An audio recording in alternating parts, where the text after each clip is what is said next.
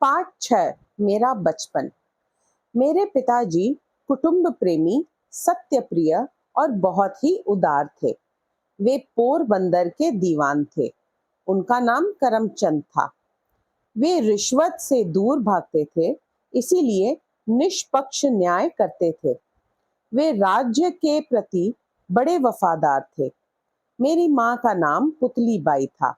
मेरे मन पर यह छाप है कि माताजी साध्वी स्त्री थी, बड़ी भावुक, पूजा पाठ के बिना कभी भोजन न करती। व्रत उपवास उनके जीवन के अंग बन गए थे। माताजी व्यवहार कुशल थी, दरबार की सब बातें जानती थी। बचपन में माँ मुझे कभी कभी अपने साथ राजमहल में ले जाया करती थी। ऐसे माता पिता के यहाँ संवत 1924 की भादो बदी द्वादशी के दिन अर्थात सन 1869 के अक्टूबर की 2 तारीख को पोरबंदर में मेरा जन्म हुआ।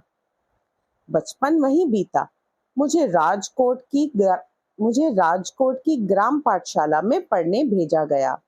तब मेरी उम्र 7 बरस की रही होगी। मेरी गिनती शायद साधारण श्रेणी के विद्यार्थियों में रही होगी। सभी शिक्षकों के नाम धाम मुझे आज भी याद है। मैं अपने शिक्षकों का बड़ा आदर करता था। उनके प्रति मेरा आदर कभी घटा नहीं। बड़ों के दोष न देखने का गुण मुझ में स्वाभाविक रूप से था। मैंने समझ रखा था कि बड़ों की आज्ञा का पालन करना चाहिए।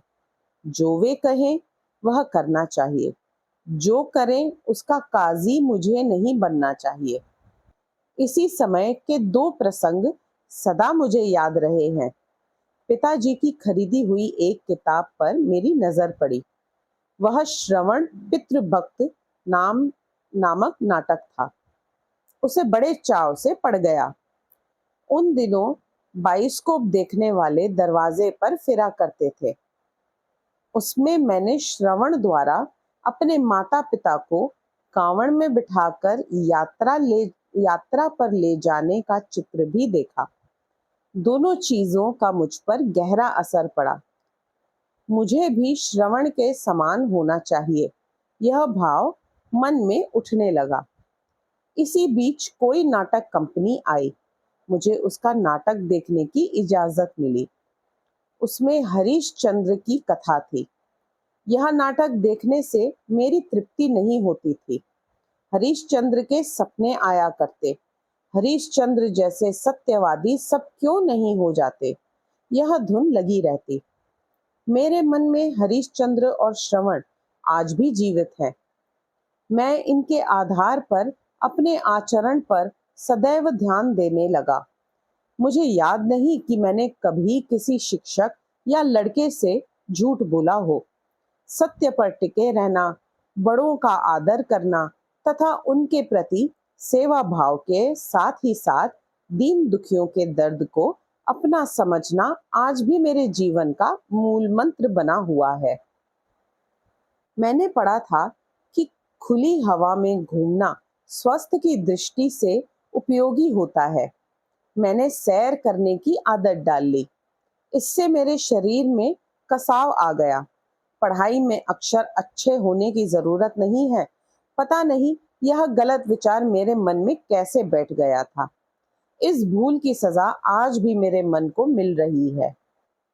दूसरों के मोती जैसे अक्षर देखकर मैं अपनी लिखावट पर बहुत पछताता हूँ। बाद में मैंने अपनी लिखावट सुधारने का प्रयत्न किया, किंतु तब तक बहुत देर हो चुकी थी। बचपन में मुझे खेलों में रुचि नहीं थी। हमारे विद्यालय में ऊपर की कक्षा के विद्यार्थियों के लिए व्यायाम और क्रिकेट को अनिवार्य कर दिया गया था। मेरा मन इनमें नहीं लगता था। अब मुझे यह लगता है कि खेल और व्यायाम के प्रति मेरी यह अरुचि एक गलती थी।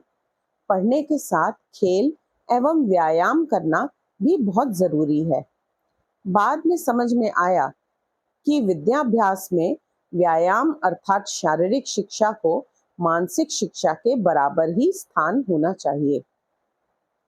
कुछ गलत मित्रों की सोहबत से मुझे कश खींचने का शौक हो गया।